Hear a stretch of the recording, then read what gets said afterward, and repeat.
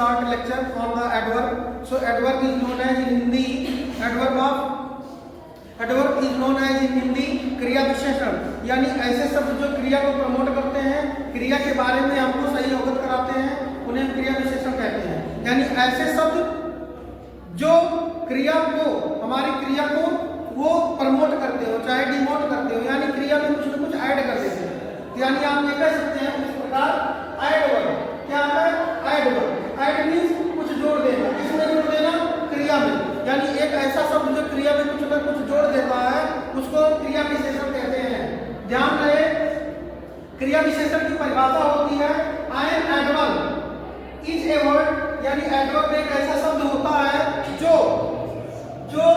which describe, जो describe करता है, के बारे में बताता है किसी क्रिया के बारे में अथवा एडजेक्टिव के बारे में अथवा किसी और एडवर्ब के बारे में। ध्यान रहे कि क्रिया विशेषण एक ऐसा शब्द होता है जो क्रिया को डिस्क्राइब करता है, किसी एडजेक्टिव को डिस्क्राइब करता है या उसी सेंटेंस में आए हुए किसी दूसरे एडवर्ब को डिस्क्राइब करता है। यहाँ पर मैं एग्जांपल के माध्यम से आपको बताता हूँ। जैसे लिखा हुआ है he drives slowly, वो धीरे से चलाता है। कैसे चलाता है? धीरे से चलाता है। यानी चलाने की जो प्रक्रिया है, यानी ड्राइविंग की जो प्रक्रिया है, जो वर्ब है, ये कैसे हो रहा है? मैनर में हो रहा है। ठीक है, स्लोली हो रहा है, तेज हो रहा है, नॉर्मली हो रहा है, ओकेजनली हो रहा है, समटाइम्स हो रहा है। तो जितनी भी हैपनिंग होती है जिस तरीके से, उसको आप जो है एडवर्ब ऑफ मैनर की कैटेगरी में रखेंगे, प्लस वो वर्ब को जस्टिफाई करता है। दूसरे एग्जांपल के माध्यम से देखना है। सेकंड नंबर में you are very good student.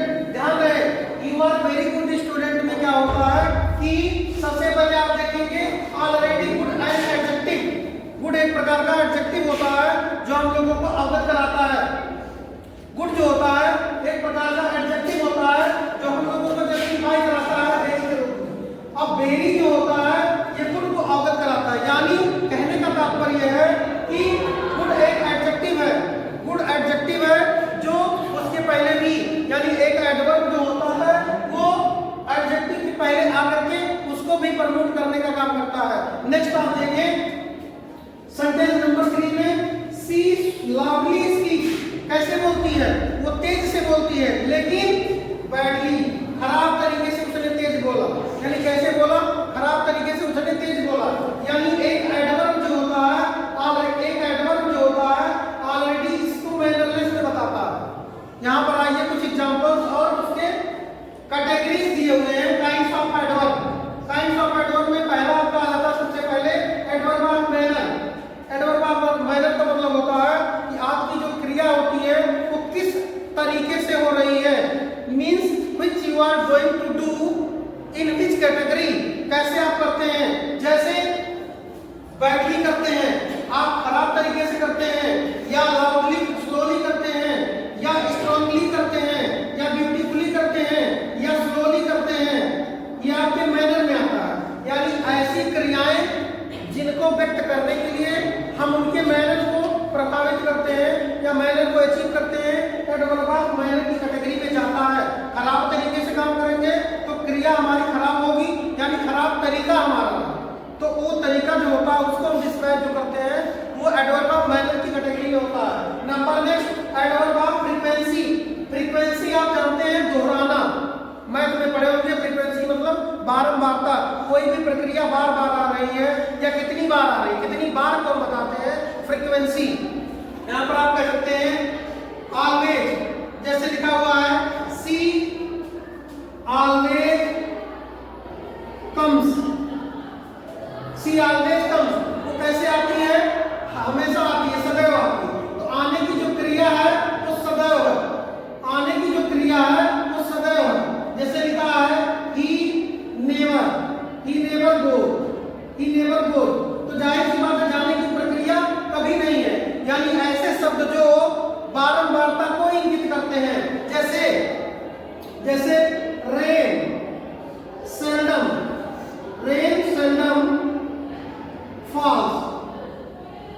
falls this area। तो आप ये मान सकते हैं कि सेल्डम मतलब कभी कभार, ना के बराबर। यानी रेनफॉल जो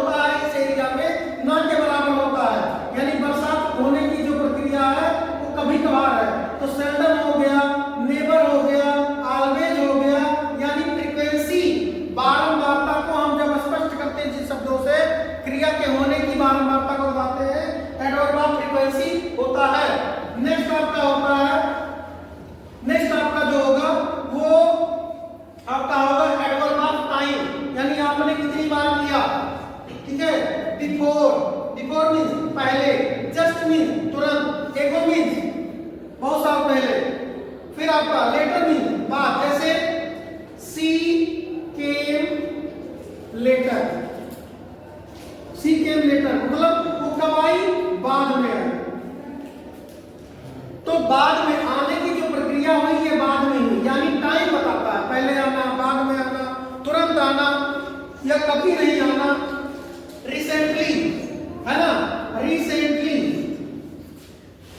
रिसेंटली से तात्पर्य है recently you did your work, तो जाहिर सी बात है रिसेंटली मतलब हाल ही में या तुरंत आपने ये काम किया, तो तुरंत शब्द ये स्पष्ट करता है कि एडवर्ब ऑफ टाइम। आइए नेक्स्ट एडवर्ब की बात करते हैं, एडवर्ब ऑफ डिग्री। डिग्री का मतलब होता है कंप्लीटली, आपने प्रक्रिया को पूर्ण रूप से किया या अधूरा किया या ट्रूली सत्यता से किया या मच अधिकता से किया या ऑलमोस्ट लगभग काम कर लिया, यानी किसी काम का आप पर्टिकुलरली वो जो दायरा होता है आपने उसको स्पष्ट कितना किया है वो चीज बताया जा सकता है। जैसे आप कह सकते हैं कि U T R U E L Y truly, you truly, you truly missed him, really में है ना, truly मतलब really कह सकते हैं। तो मिस्ड होने का काम क्या हुआ, याद होने का काम क्या हुआ, truly हुआ, यानी सच्चाई हुआ, वास्तव में आपने उसको याद किया, झूठ वाला नहीं है। तो ये डिग्री बताता है, ये पारदर्शिता को एक्सप्लेन करता है। नेक्स्ट आपका आ जाता है adverb of place. Adverb of place, place का मतलब वो स्थान जहां पर कोई दुर्घटना हुई, नीचे हुई कि ऊपर हुई कि आगे हुई कि पीछे हुई, ठीक है। जो एक्टिविटी जहां भी परफॉर्म होती है, जैसे यहां पर आप लिख सकते हैं नियर, ठीक है, यू वेंट नियर लिखा हो सकता है, you went near the factory, near the factory. तो कहां तक गए, आप गए कहां तक, नजदीक तक। तो ये नजदीक जो हो जाएगा एडवर्ब ऑफ प्लेस हो जाएगा, प्लेस हो जाएगा। जैसे सी पुट ए बॉक्स डाउन, है ना, कहां पर रख दिया, डाउन जो है कहां पर रखा, नीचे, यानी पुट मतलब रखने का काम कहां हुआ, नीचे हुआ। तो यू हिट है ना, यू हिट अप है ना, अप साइड, तुमने कहां मारा है ना, अप साइड, यानी कहने का मतलब प्लेस, वो स्थान, यानी कोई भी स्थान जहां पर आप बता सकते हैं रिस्पेक्टिव प्लेस को। तो आप जो है here, there, up, down, near, जितने भी स्थान होंगे अगर उनको मैं एक्सप्लेन कर सकूं क्रिया के मामले में, तो आप जान लीजिए कि वो क्या हो जाएगा, एडवर्ब ऑफ प्लेस हो जाएगा। आइए बात करते हैं रिलेटिव एडवर्ब की। रिलेटिव एडवर्ब एक ऐसे शब्द होते हैं जो किसी दो सेंटेंस या दो किसी क्लॉज या दो किसी वर्ड को जोड़ने का काम करते हैं। Whenever you are going to join two or more sentences or two clauses or the two sentences, whenever you are using middle of the particular word which join two of the sentences is known as relative adverb। जैसे where, ठीक है, जैसे this is the place, this is the place where you met me last year, समझ रहे हैं। कहता है this is the place where you met me last year, यानी ये वही स्थान है, ये वही स्थान है जहां पर पिछले साल मिले थे, है ना। तो यानी कहने का मतलब इस सेंटेंस को और इस पार्ट के सेंटेंस को जोड़ने का काम जो कर रहा है ये वह कर रहा है, इसलिए आपका रिलेटिव एडवर्ब ये हो जाता है, समझ रहे हैं। तो उस हिसाब से अफर्मेशन और निगेशन, यानी एडवर्ब ऑफ अफर्मेशन और एडवर्ब ऑफ निगेशन से तात्पर्य होता है किसी भी कार्य का करना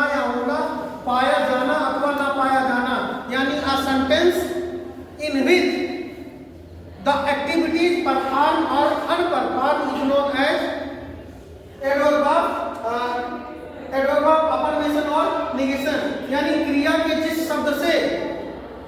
के साथ जिस शब्द से किसी काम के करने या न करने, करने या होने अथवा न होने का पता चले वो एडवर्ब ऑफ अफर्मेशन और निगेशन जाना जाता है। जैसे सर्टेनली मतलब निश्चितता, निश्चित रूप से तुमको आओगे, है ना। Certainly you will come, certainly CERTAINLY, certainly you will do, है ना, यू विल डू। वास्तव में निश्चित रूप से तुम ये काम करोगे। तो सर्टेनिटी ये बताता है कि अफर्मेशन ऑफ एडवर्ब,